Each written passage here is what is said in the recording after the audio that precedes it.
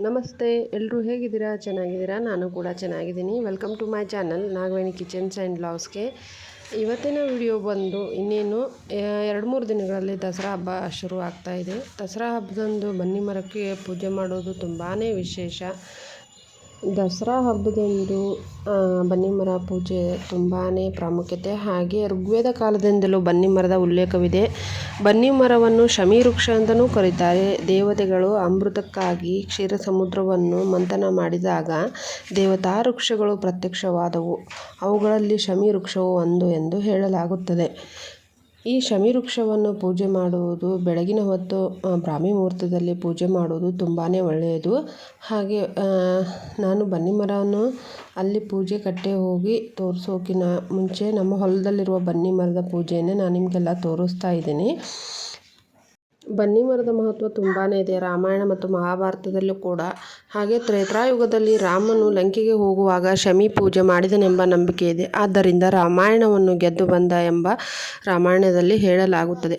ಮಹಾಭಾರತದಲ್ಲಿ ಬನ್ನಿ ವೃಕ್ಷವನ್ನು ಉಲ್ಲೇಖವಿದೆ. ಪಾಂಡವರು ಕೂಡ ವನವಾಸಕ್ಕೆ ಹೋಗುವಾಗ ಆ ಬನ್ನಿ ಮರದ ಕೆಳಗೆ ಅವರು ತಮ್ಮ ಆಯುಧಗಳನ್ನೆಲ್ಲ ಒಂದು ಮೂಟೆಯಲ್ಲಿ ಕಟ್ಟಿ ಅದರ ಮೇಲಿಟ್ಟು ಹೋಗುತ್ತಾರೆ. ಹಾಗೆಯೇ ಅವರು ತಮ್ಮ ಅಜ್ಞಾತವಾಸವನ್ನು ಮುಗಿಸಿ ಬಂದ ನಂತರ ಆ ಆಯುಧಗಳನ್ನು ತೆಗೆದುಕೊಂಡು ಕೌರವರ ಜೊತೆ ಯುದ್ಧ ಮಾಡಿ ತಾವು ಕೂಡ ಯುದ್ಧವನ್ನು ಗೆಲ್ಲುತ್ತಾರೆ ಎಂಬ ನಂಬಿಕೆಯೂ ಕೂಡ ಇದೆ. ಅಂದಿನ ಕಾಲದಿಂದಲೂ ಬನ್ನಿ ಮರಕ್ಕೆ ತುಂಬಾ ಮಹತ್ವವಾದ ಪೂಜನೀಯ ಸ್ಥಾನವಿದೆ. ಬನ್ನಿ ಮರದಂದು ಯಾವ್ಯಾವ ಪೂಜಾ ಸಾಮಾನುಗಳು, ಹಾಗೆ ನವರಾತ್ರಿಯ ದಿನದಂದು ಹೊಸ್ತಿಲ ಪೂಜೆ ಮತ್ತು ಚೆನ್ನಾಗಿ ಇರುವ ಹೂಗಳು, ಹಾಗೆ ದೇವಿಯ ಪೂಜೆ ತುಂಬಾ ಪ್ರಾಮುಖ್ಯತೆ ಹೊಂದಿದೆ. ಅದರ ಜೊತೆಗೆ ಬನ್ನಿ ಮರದ ಪೂಜೆಯೂ ಕೂಡ ತುಂಬಾ ಪ್ರಾಮುಖ್ಯತೆ ಹೊಂದಿದೆ. ಬನ್ನಿ ಮರದ ಬಗ್ಗೆ ಚಿಕ್ಕದಾಗಿರುವ ಒಂದು ಕಥೆಯನ್ನು ಹೇಳೋದಕ್ಕೆ, ಅಂದರೆ ಪುರಾಣದ ಕಥೆಯನ್ನು ಹೇಳೋದಕ್ಕೆ ಇಷ್ಟಪಡ್ತೀನಿ. ಬನ್ನಿ ಮರವು ತುಂಬಾ ದೇವತಾ ಒಂದು ಗುಣಗಳನ್ನು ಹೊಂದಿರುವ ಮರವಾಗಿದೆ. ಹಾಗೆ ಒಂದು ಮರುಭೂಮಿಯಲ್ಲಿ ರಾಜನು ಒಂದು ದೇವಸ್ಥಾನವನ್ನು ಕಟ್ಟಿಸ್ತಾನಂತೆ. ಕಟ್ಟಿಸಿದ ನಂತರ ಅಲ್ಲಿ ಬ್ರಹ್ಮನನ್ನು ಅತಿಥಿಯಾಗಿ ಅವನು ತನ್ನ ರಾಜ್ಯಕ್ಕೆ ಕರೆದುಕೊಂಡು ಬಂದು ಆ ಕಟ್ಟಿಸಿದ ದೇವಸ್ಥಾನದಲ್ಲಿ ದೇವರ ಒಂದು ವಿಗ್ರಹಕ್ಕೆ ಜೀವ ತುಂಬು, ಅಂದರೆ ಜೀವವನ್ನು ನೀಡು ಅಂತ ಹೇಳಿದಾಗ ಬ್ರಹ್ಮನು ಒಪ್ಪಿಕೊಳ್ಳುತ್ತಾನಂತೆ. ಜೀವ ನೀಡಿದ ತಕ್ಷಣ ರಾಜನಿಗೆ ಖುಷಿಯೂ ಆಗುತ್ತೆ. ಹಾಗೆ ರಾಜನು ತನ್ನಿಂದ ಏನಾದರೂ ಉಡುಗೊರೆ ಸ್ವೀಕರಿಸುವಂತ ಬ್ರಹ್ಮನನ್ನು ಕೇಳುತ್ತಾನಂತೆ. ಆಗ ಬ್ರಹ್ಮದೇವರು ಹೇಳುತ್ತಾರಂತೆ, ನನಗೆ 1,00,000 ಚಿನ್ನದ ನಾಣ್ಯಗಳು ಬೇಕು ಅಂತ ಕೇಳಿದಾಗ ರಾಜನಿಗೆ ದಿಕ್ಕೆ ತೋಚದ ಹಾಗೆ ಚಿಂತಿತನಾಗುತ್ತಾನೆ. ಆನಂತರದಲ್ಲಿ ರಾತ್ರಿ ಸಮಯದಲ್ಲಿ ಅವರನ್ನು ಬ್ರಹ್ಮನನ್ನು ತಮ್ಮ ರಾಜ್ಯದಲ್ಲೇ ಉಳಿಸಿಕೊಳ್ಳುತ್ತಾರೆ, ಅತಿಥಿಯಾಗಿ ತಮ್ಮ ರಾಜ್ಯದಲ್ಲೇ ಉಳಿಸಿಕೊಳ್ಳುತ್ತಾರೆ.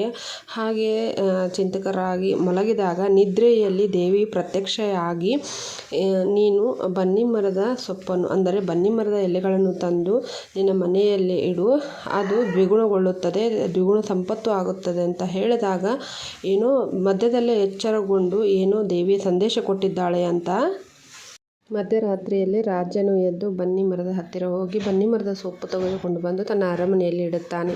ಅದು ಬೆಳಗಾಗುವಷ್ಟರಲ್ಲಿ ಚಿನ್ನವಾಗಿರುತ್ತದೆ, ಅಂದರೆ ಬಂಗಾರವಾಗಿರುತ್ತದೆ. ಈ ರೀತಿಯಾಗಿ ಅದನ್ನು ಬಂಗಾರದಂಥ ಸೊಪ್ಪನ್ನು ನೋಡಿ ಅವನಿಗೆ ತುಂಬ ಖುಷಿಯಾಗಿ ಬ್ರಹ್ಮನಿಗೆ ತಾನು ಕೊಟ್ಟಿರುವ ಮಾತನ್ನು ಉಳಿಸಿಕೊಳ್ಳುವ ಒಂದು ಉದ್ದೇಶವಾದರೆ ಬ್ರಹ್ಮನಿಗೆ ಆ ಬಂಗಾರವನ್ನು ಕೊಟ್ಟು ಧನ್ಯನಾಗುತ್ತಾನೆ ಎಂಬ ಒಂದು ಪುರಾಣ ಕಥೆ ಇದೆ.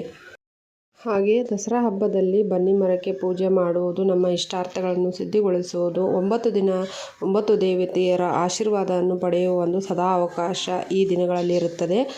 ಬನ್ನಿ ಮರದ ಪೂಜೆಗೆ ವಿಶೇಷ ಸಾಮಗ್ರಿಗಳೆಂದರೆ ಅರಿಶಿಣ, ಕುಂಕುಮ, ಹಾಗೆ ಮತ್ತು ಗೆಜ್ಜೆಯ ವಸ್ತ್ರ, ಸ್ವಲ್ಪ ಪ್ರಸಾದ ಯಾವುದೇ ಆಗಿರಲಿ, ಕಲ್ಸಕ್ಕರೆ, ಪುಟಾಣಿ, ಯಾವ ಒಂದು ಪ್ರಸಾದ, ಸಿಹಿ ಪ್ರಸಾದವನ್ನು ತೆಗೆದುಕೊಂಡು ಹೋಗಿ ಬನ್ನಿ ಮರವನ್ನು ನೀರಿನಿಂದ ತೊಳೆದು ಪೂಜೆಯನ್ನು ಮಾಡಿ ನಿಮ್ಮ ಬೇಡಿಕೆಗಳನ್ನು ಹಾಗೂ ಕೋರಿಕೆಗಳನ್ನು ದೇವರ ಹತ್ತಿರ ಹೇಳಿಕೊಳ್ಳುವುದಾಗಲಿ, ಇದು ಒಂದು ಪ್ರತೀತಿ ಬನ್ನಿ ಮರದ ಪೂಜೆಯಲ್ಲಿ ಇದೆ. ಬನ್ನಿ ಮರದ ಪೂಜೆ ಮಾಡುವುದರಿಂದ ಎಲ್ಲ ಇಷ್ಟಾರ್ಥಗಳು ಸಿದ್ಧಿಯಾಗುತ್ತವೆ ಹಾಗೂ 9 ದೇವತೆಗಳ ಆಶೀರ್ವಾದವೂ ಕೂಡ ನಮಗೆ ಸಿಗುತ್ತದೆ. ನಾಡ ಹಬ್ಬವಾದ ದಸರಾ ದಿನದಂದು ಬನ್ನಿ ಮರದ ಪೂಜೆ ಮತ್ತು ಬನ್ನಿ ಅಂದರೆ ನವರಾತ್ರಿಯ ದಿವಸ ಬನ್ನಿ ಗಿಡಕ್ಕೆ ಹೋಗಿ ಪೂಜೆ ಮಾಡಿ ಅದರಿಂದ ತಂದ ಸೊಪ್ಪನ್ನು ಎಲ್ಲರಿಗೂ ಮನೆಯಲ್ಲಿ ಹಿರಿಯರಿಗೆ ಅಂದರೆ ದೇವಿ ಹತ್ತಿರ ಸೊಪ್ಪನ್ನು ಇಟ್ಟು ಬನ್ನಿ ಸೊಪ್ಪನ್ನು ಇಟ್ಟು ಪೂಜಿಸಿ ನಂತರದಲ್ಲಿ ಹಿರಿಯರಿಗೆ ಬನ್ನಿ ಸೊಪ್ಪನ್ನು ಕೊಟ್ಟು ಆಶೀರ್ವಾದ ಪಡೆಯುವಂಥದ್ದಾಗಲಿ, ಹಾಗೆ ಹಿರಿಯರು ಚಿಕ್ಕ ಮಕ್ಕಳಿಗೆ ಆಶೀರ್ವಾದ ಮಾಡುವಂಥದ್ದಾಗಲಿ ಪ್ರತೀತಿಯಲ್ಲಿ ಬನ್ನಿ ಮರಕ್ಕೆ ಪೂಜೆ ಆದ ನಂತರ 5 ಪ್ರದಕ್ಷಿಣೆ 9 ಪ್ರದಕ್ಷಿಣೆ 11 ಪ್ರದಕ್ಷಿಣೆಯನ್ನು ಹಾಕ್ತಾ ಇರ್ತೀವಿ. ಆ ಟೈಮ್ನಲ್ಲಿ ಅಂದರೆ ಆ ಗಳಿಗೆಯಲ್ಲಿ ಒಂದು ಮಂತ್ರವನ್ನು ಪಠಿಸಿ ಪ್ರದಕ್ಷಿಣೆ ಹಾಕುವುದರಿಂದ ತುಂಬಾ ಒಳ್ಳೆಯದು. ಆ ಮಂತ್ರ ಏನೆಂದರೆ ಶಮಿ ಶಮಯತೆ ಪಾಪಂ ಶಮಿ ಶತ್ರು ವಿನಾಶಿನಿ ಅರ್ಜುನಸ್ಯ ಧನುರ್ಧಾರಿ ರಮ್ಯಸ್ಯ ಪ್ರಿಯದರ್ಶಿನಿ. ಈ ಮಂತ್ರವನ್ನು ಪಠಿಸುತ್ತಾ ಪ್ರದಕ್ಷಿಣೆ ಹಾಕುವುದರಿಂದ ನಮ್ಮ ಎಲ್ಲ ಇಷ್ಟಾರ್ಥಗಳು ಸಿದ್ಧಿಯಾಗುತ್ತದೆ ಹಾಗೂ ದೇವಿಯ ಆಶೀರ್ವಾದವು ಕೂಡ ನಮಗೆ ಸಿಗುತ್ತದೆ. ಬನ್ನಿ ಮರದ ಪೂಜೆಗೆ ಹೋದಾಗ ಅಲ್ಲಿ ಬಂದಿರುವಂಥ ಮುತ್ತೈದೆಯರಿಗೆ ಅರಿಶಿಣ ಕುಂಕುಮ ಕೊಟ್ಟು ಆಶೀರ್ವಾದ ಪಡೆಯುವುದು ಬಹುಮುಖ್ಯವಾಗಿರುತ್ತದೆ. ಇಷ್ಟೆಲ್ಲವೂ ಬನ್ನಿ ಮರದ ಪೂಜೆಯ ಮಹತ್ವ.